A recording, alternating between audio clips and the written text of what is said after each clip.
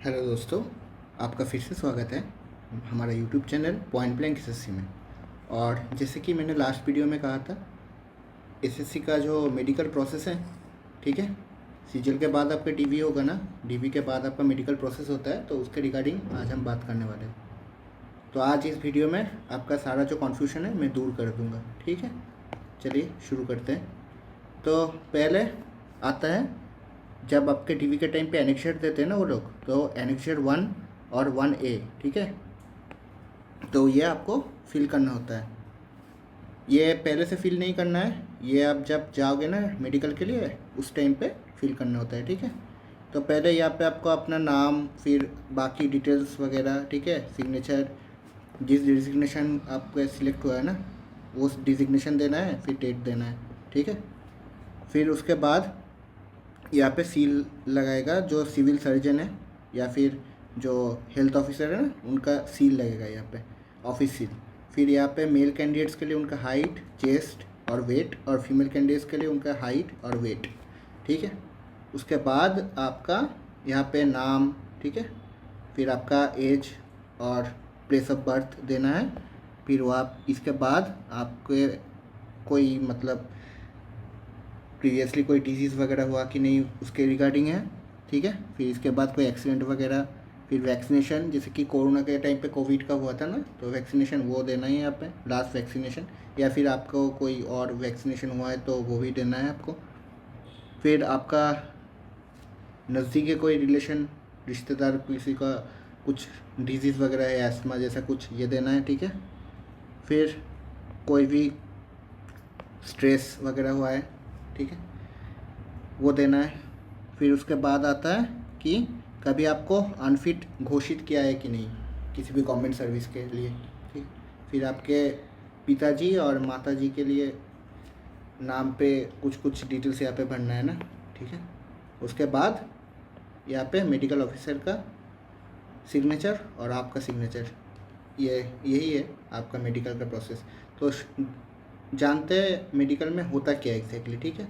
तो प्रोसीड्यूर ये रहता है कि देखिए, पहले ना सिनेरियो 1 के बारे में बात करते हैं, फिर हम जाएंगे सिनेरियो 2, ठीक है। तो पहले जानते हैं सिनेरियो 1 में क्या होता है, सिनेरियो 2 में क्या होता है।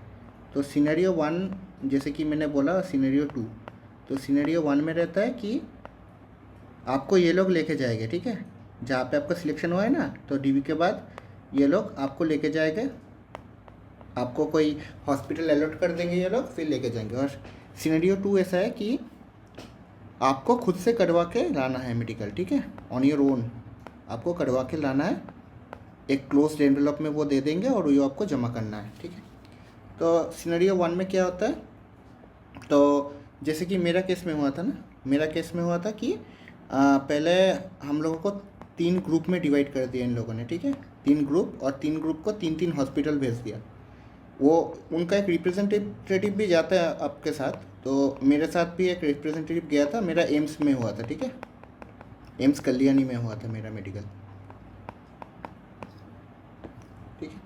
फिर क्या होता है, आप यहाँ पे जाओगे, जाने के बाद पहले जैसे कि हमारे साथ हुआ था ना, पहला हमारा आई हुआ था, ठीक है, आई टेस्ट हुआ था।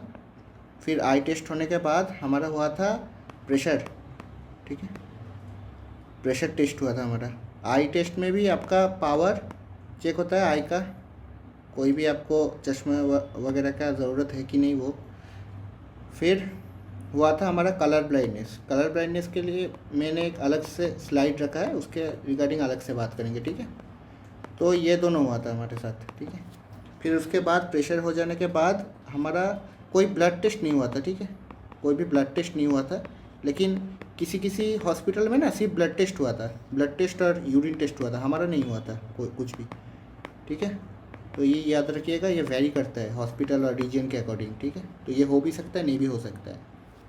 फिर उसके बाद हमारा हुआ था एक हार्निया टेस्ट हुआ था, ठीक है, हमारा हार्निया वगैरह जो रहता है उसका टेस्ट हुआ था। तो इन सब में लगभग 3 से 4 घंटे लग गए थे हमारे, क्योंकि लाइन बहुत था वहाँ पे, ठीक है। एम्स में तो आप जानते हैं भीड़ ज़्यादा रहता है।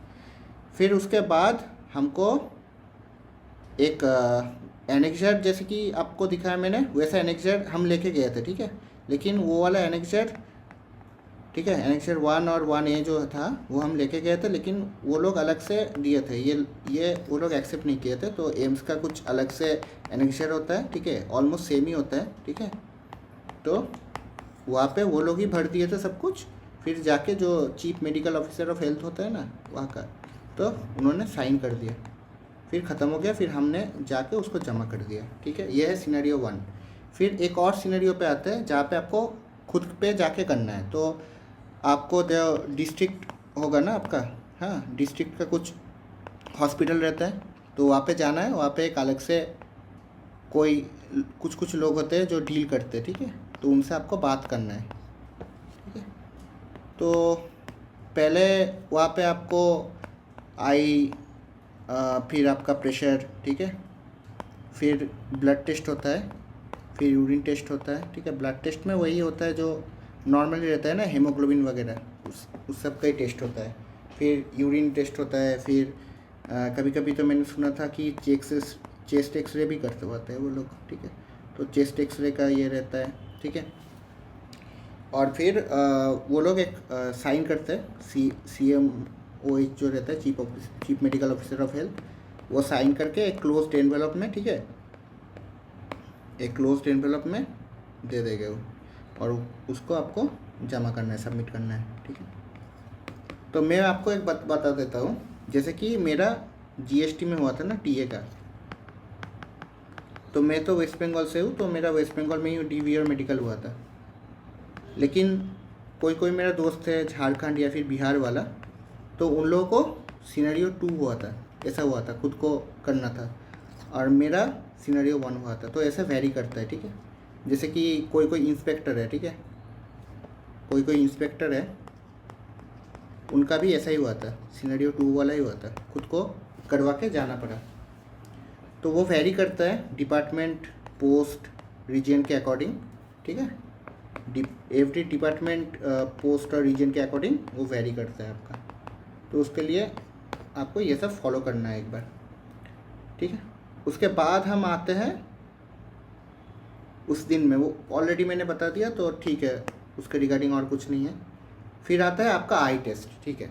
तो आई टेस्ट के रिगार्डिंग ना बहुत सारे बच्चे कॉन्फ्यूज रहते हैं कि क्या करना है, क्या होता है, कोई कहीं में रिजेक्ट ना हो जाओ, कहीं कुछ मुश्किल ना आ जाए। तो ये बहुत, आई टेस्ट ना बहुत ईजी होता है। पहले आपका जो नॉर्मल टेस्ट होता है ना, जैसे कि समझिए कि आप यहाँ पे है ना, यहाँ पे डॉक्टर बैठी रहती है, बैठे रहता है ना, ठीक है, और यहाँ पे एक वो स्क्रीन रहता है।